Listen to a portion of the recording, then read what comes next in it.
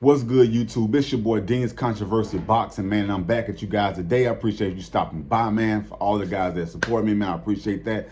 We come today, man, to talk about this little hungry young lion, man. The name of Jaron Ennis, man. I'm sure you guys have heard of him. He's coming up in the game. Before we get started, man, please do those three things for me. Like, subscribe, and hit that bell for updates and notifications to the channel so that you won't miss the live streams and live fights, man. But without further ado, let's get into the video, man. See what Mr. Boots got to say about Spence and Crawford and not to be running from him.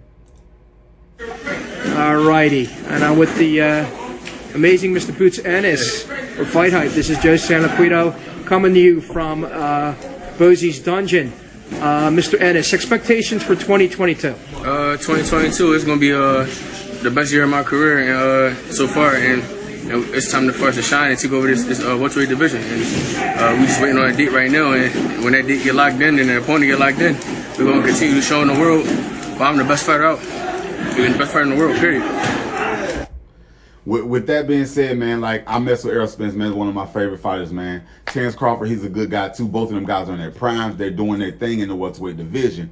But when you have a hungry lion like this, man, by the name of Jaron Ennis, who's not only hungry and a lion, but he's really good in the boxing game. That's a lot for the champions right now to kind of keep their eyes open for, because he'll be coming.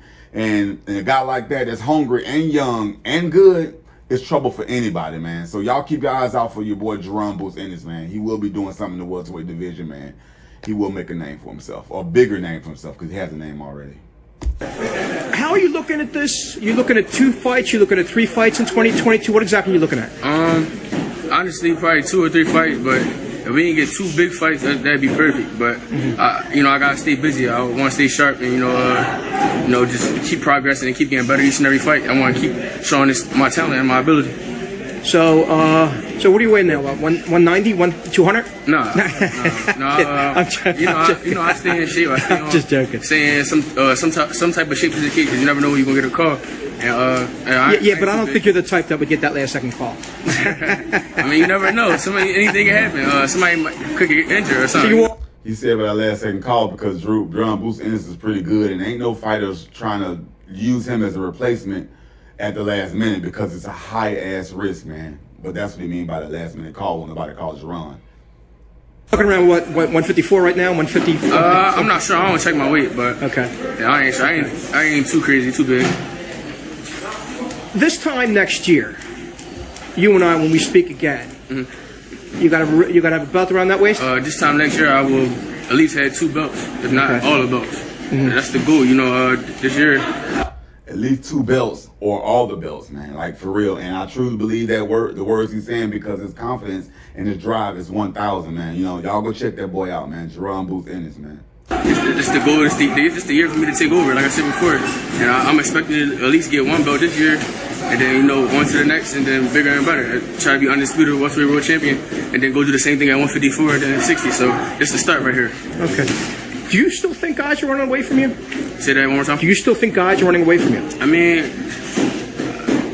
I don't know what's going on at the end of the day. I'm here. I'm ready. I'm ready to fight any and everybody. You know the politics of the sport. Yeah, I mean, it is politics. And right now, you're rated number 4 by the Ring.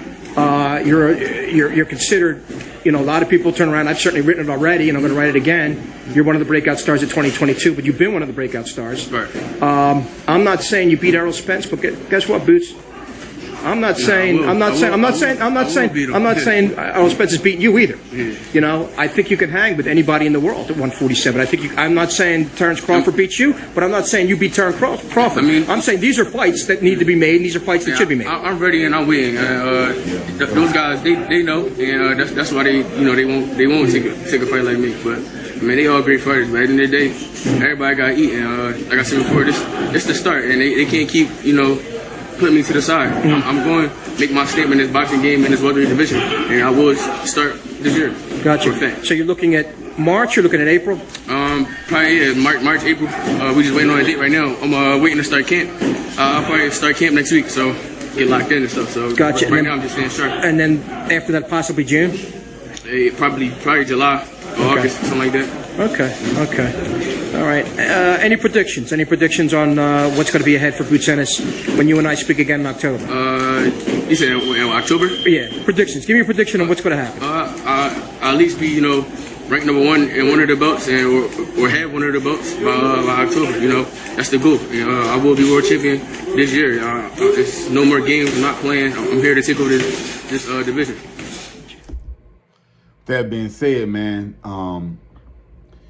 like I said, it's a young cat, man. He's not, you know, he said himself he's not playing, you know. Like I say, the welterweight division, man, is stacked, you know, full of champions and stuff like that, of people that's really good and come uppers. But this guy here kind of stands out. Sean Porter called him Rudd Jones 2.0, basically saying that he's like Rudd Jones in this time and age right now. You know, of course, him and Rudd, a lot of different things. You know what I mean? Like Rudd didn't get his as much as he did. You know, Roy defense was good and he was a lot slicker. But there's only been one boxer I've seen like Rudd Jones Jr. in a lifetime. So to get even close to that is saying something. And he's better than a lot of these guys that's out here, man. So we'll get to see what he does, man, and how it works out, man. I would like to see this guy come up, man. I'm going to follow him. You guys follow him. His name's Jaron Ennis, man. But with that being said, man, I appreciate you guys stopping by. Just a quick video to kind of update you with this new fighter.